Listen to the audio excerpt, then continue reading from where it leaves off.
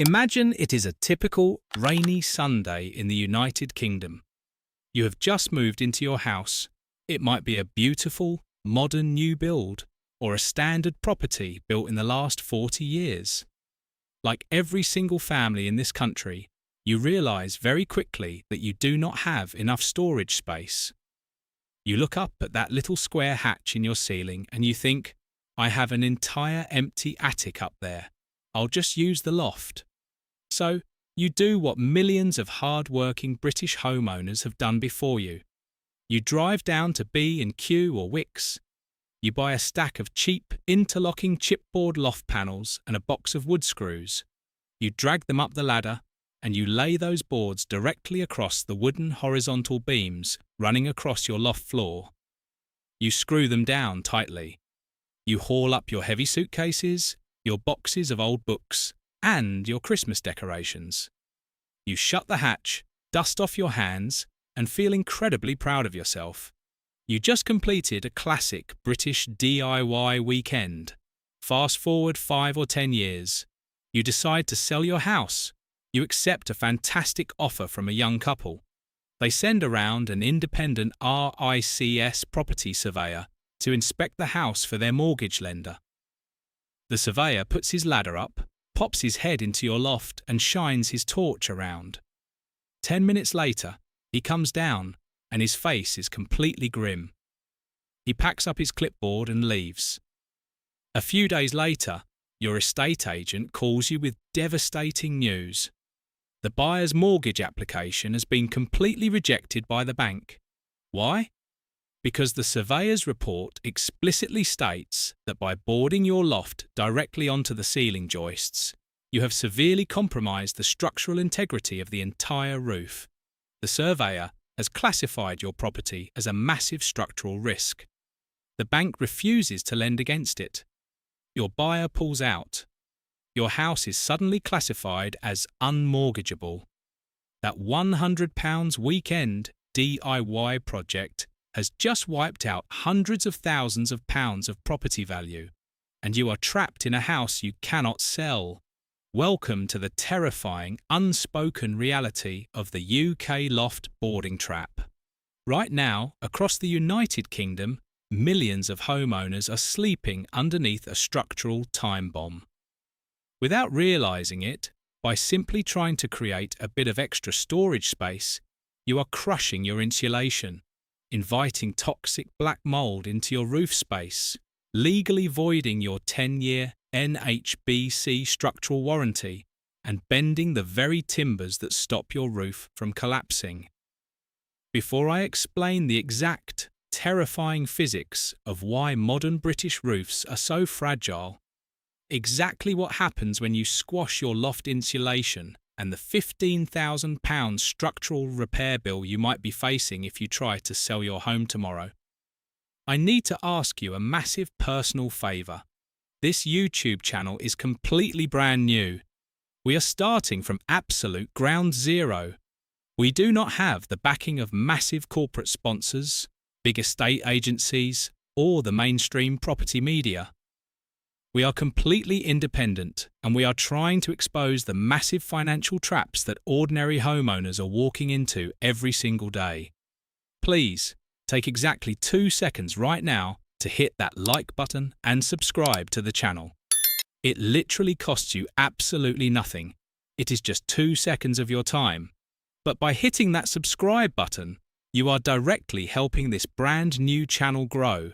And most importantly, you are helping us beat the YouTube algorithm to warn millions of other hard-working British families before they grab a drill and completely ruin the value of their homes. We rely entirely on your support to keep this channel alive. Thank you so much. Now, let's look at exactly how your roof is actually built. To understand why simply laying a wooden board across your attic floor can trigger a mortgage rejection, we have to look at a massive shift in how British houses have been built over the last 50 years. If you live in a beautiful Victorian or Edwardian house built over a century ago, you have what is called a traditional cut roof. The carpenters physically went up there and built massive, incredibly thick, heavy timber beams. Those old lofts were incredibly strong.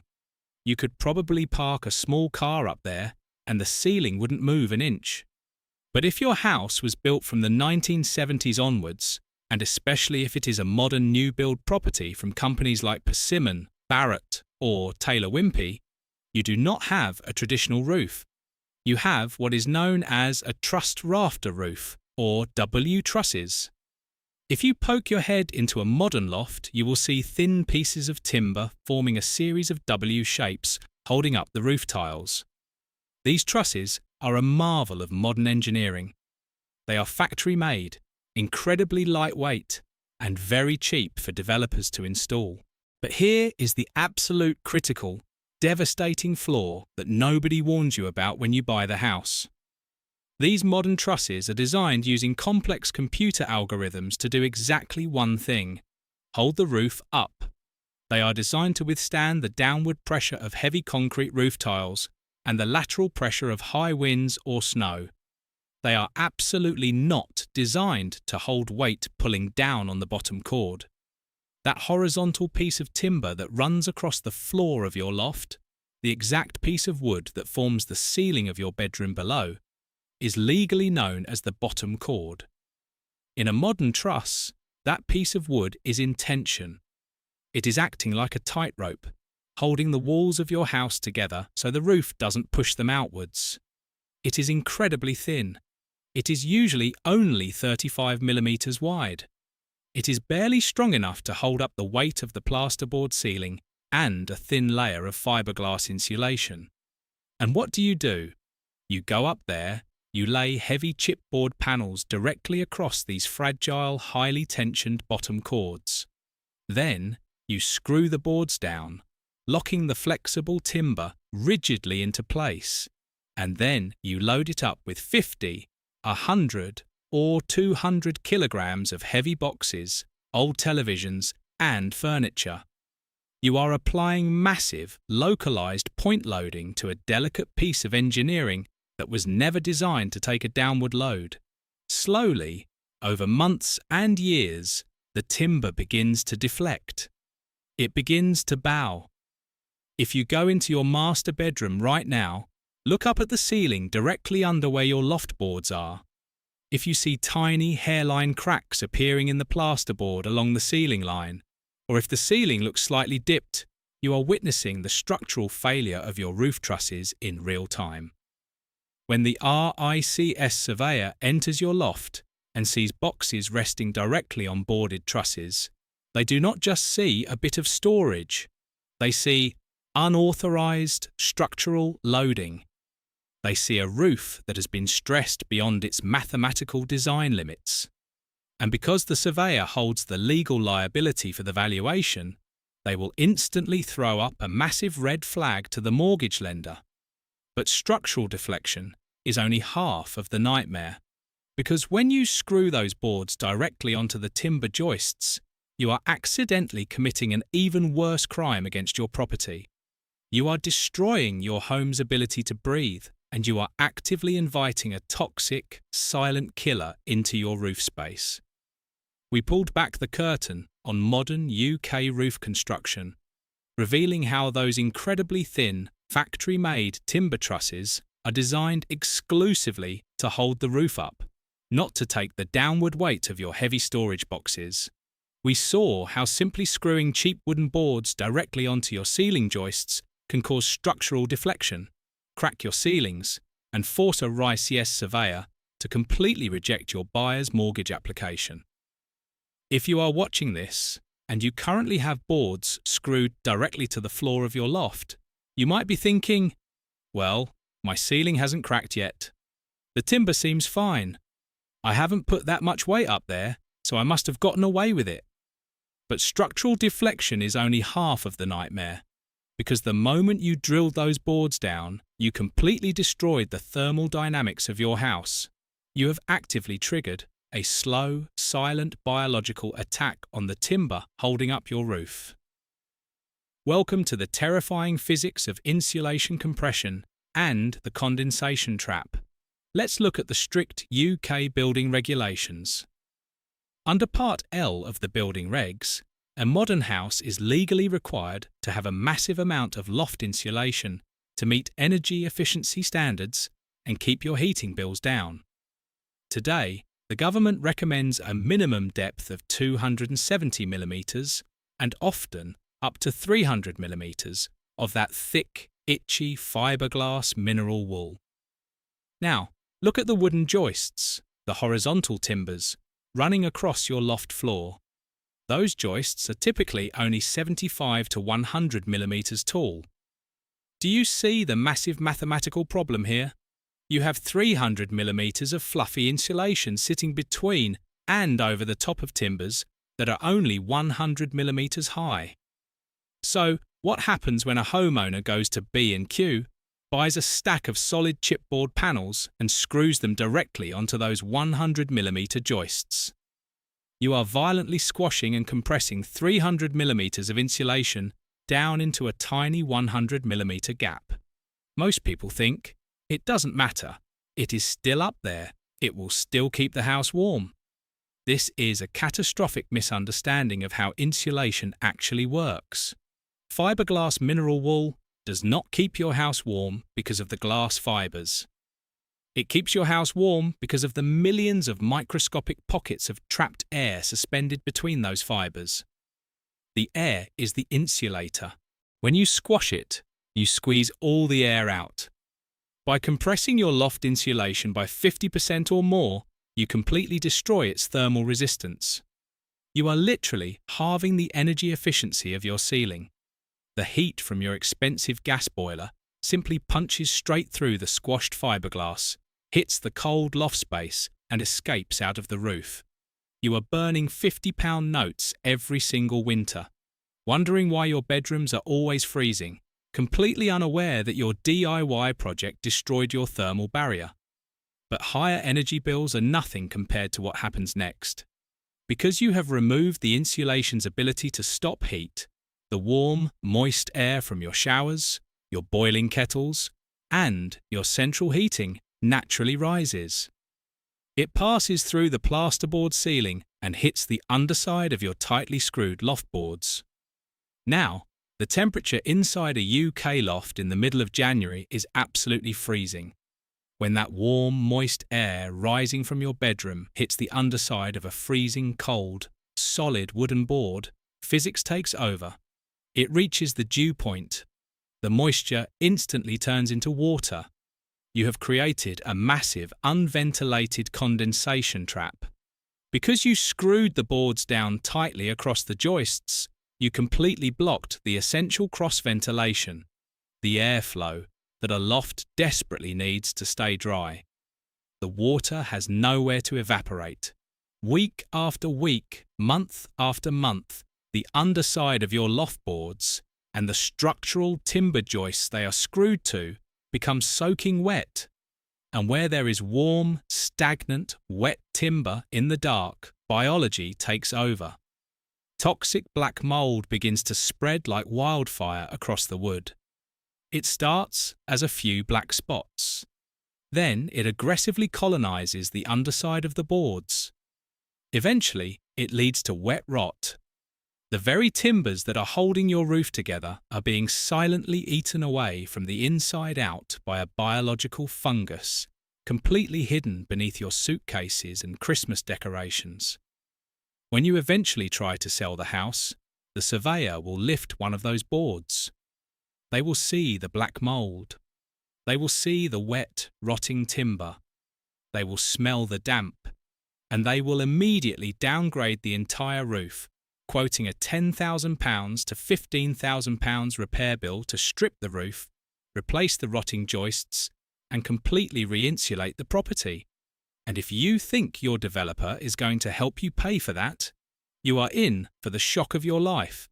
If you bought a new build house in the last decade, you were probably given a 10-year structural warranty, usually backed by the NHBC, National House Building Council, or a similar provider. The sales representative probably told you that you were completely protected if anything went wrong with the structure of the house. But you need to understand how utterly ruthless modern housing developers are. They are currently facing millions of pounds in repair bills for shoddy workmanship across the country. They are desperate to find absolutely any legal loophole to void your warranty and walk away from their liability. If your roof starts to sag, if your ceilings start to crack because the developer used cheap, substandard timber or failed to install the trusses correctly, you will try to claim on your 10-year warranty. The developer will send their own inspector to your house. The absolute first place they will go is the loft. The second they pop their head through the hatch and see that you have screwed B and Q boards directly onto the trusses, they will smile. They will take a photograph, climb down the ladder, and hand you a formal letter of rejection. They will cite the exact clause in your contract stating that you have made an unauthorized modification to the structural timbers. They will claim that your DIY boarding caused the roof to sag, not their terrible workmanship. And because you physically altered the structure without seeking a structural engineer's approval, they are 100% legally correct. You have handed a multi-billion-pound corporate developer the ultimate get-out-of-jail-free card. Your 10-year warranty is completely voided, and you are left holding a worthless piece of paper and a collapsing roof. The system is rigged against you. The hardware stores sell you the boards, the developers build fragile roofs, and the surveyor penalises you at the finish line. But you do not have to be a victim of this trap.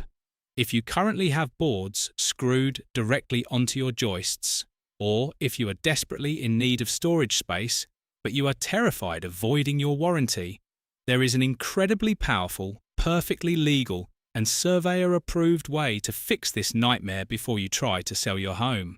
We pulled back the curtain on the terrifying physics of insulation compression.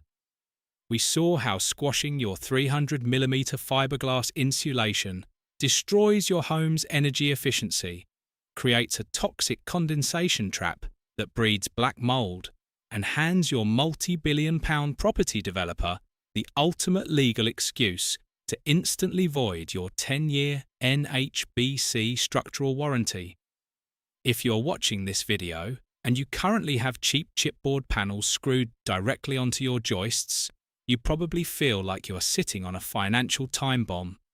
You just wanted somewhere to put your Christmas tree, and now you are facing a potential £15,000 roof repair bill and a house that is completely unsellable. But you do not have to surrender your home's value to a broken system. You do not have to throw away all your family's possessions just to keep the surveyor happy. The British property market is a complex maze of building regulations, and buried deep within those rules are specific, perfectly legal, and fully engineered solutions that you can weaponize to protect your roof and secure your property's value. Grab a pen and paper. Here is your UK Loft Survival Guide. Strategy 1. The BBA-approved raised subframe. The absolute biggest mistake you can make is letting wood touch the insulation. If you want to use your loft for storage without voiding your NHBC warranty or failing a RICS survey, you must completely separate the storage deck from the fragile bottom chords of your trusses. You need to install a raised loft boarding system. Instead of screwing boards directly to the timber, you install engineered plastic or galvanized steel supports, often called loft legs or raised stilts. These supports bolt onto your joists and elevate the entire wooden boarding platform 250 to 300 millimeters into the air. This does two incredible things.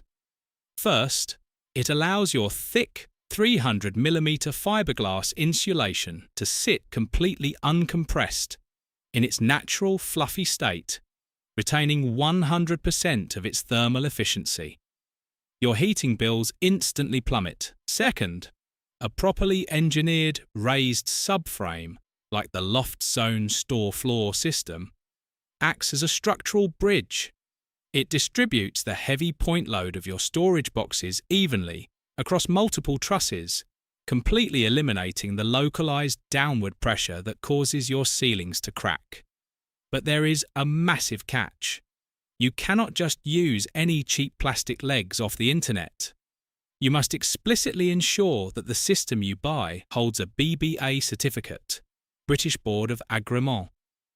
If it is BBA approved, it has been mathematically stress tested by government-approved engineers, and developers legally cannot use it as an excuse to void your warranty. Strategy 2. The Eaves Ventilation Lifeline. If you are going to fix your loft, you must fix the airflow. In Part 2, we talked about the terrifying condensation trap that breeds toxic black mould. When you install a raised boarding system, the gap between the insulation and the boards allows the air to flow freely, carrying the moisture away. But that wet air still needs to escape the house. You must aggressively protect your eaves. The eaves are the edges of your roof where the ceiling meets the outer walls. This is where fresh air naturally enters your loft through the soffit vents. Millions of homeowners accidentally push their insulation right to the very edge of the roof, completely suffocating the house. You must leave a clear, unobstructed 50mm gap at the eaves. If your insulation is currently shoved tightly into the corners, you need to go up there and pull it back, or install plastic Eaves corbel ventilators, Eaves felt lap vents. Give your roof its lungs back. A dry loft is a mortgageable loft. Strategy 3. The surveyor's paperwork shield. Never ever assume that a RICS surveyor understands modern raised loft systems. Many older surveyors will poke their head into the hatch, see wooden boards, and immediately assume the worst. You must proactively defend your property before they even write their report. If you hire a professional, certified company to install a raised loft boarding system, they will provide you with a formal completion certificate and a structural guarantee. They will give you the BBA certification documents. You must take these documents, place them in a clear plastic folder, and literally pin them to the inside of your loft hatch, or hand them directly to the surveyor the second they walk through your front door. You are telling the surveyor, this is not a DIY disaster. This is a BBA-approved, structurally distributed, fully ventilated raised deck that completely complies with NHBC warranty guidelines and Part L building regulations. You remove their liability, you remove their fear, and you force them to tick the box that says your roof is 100% structurally sound.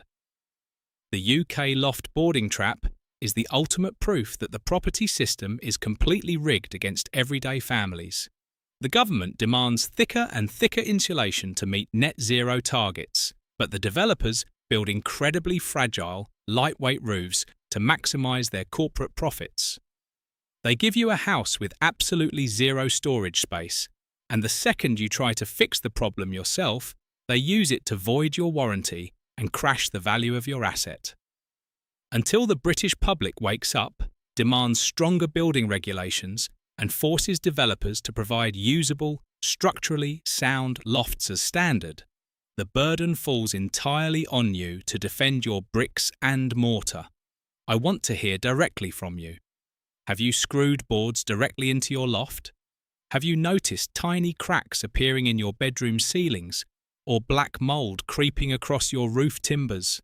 Get down in the comments section below and tell me exactly what the developers or the surveyors told you when you tried to sell your house. We need to map out exactly how many hardworking British families are walking blindly into this trap. The mainstream property media is too busy protecting the massive housing developers to talk about what is happening to ordinary homeowners. Your story is absolutely crucial. As I mentioned at the start, this channel is completely brand new. We are fighting against massive YouTube algorithms and multi-billion-pound property developers. If this deep dive investigation opened your eyes, if it gave you the strategy to use a BBA-approved raised system, or if it warned you in time to save your NHBC warranty, please take exactly 2 seconds right now to hit the like button, leave a comment and subscribe to the channel. It literally costs you absolutely nothing. It is just 2 seconds of your time.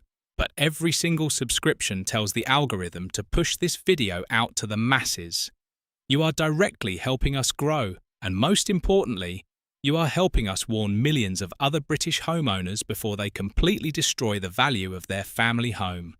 Stay strong, protect your airflow, demand the BBA certificate, and I'll see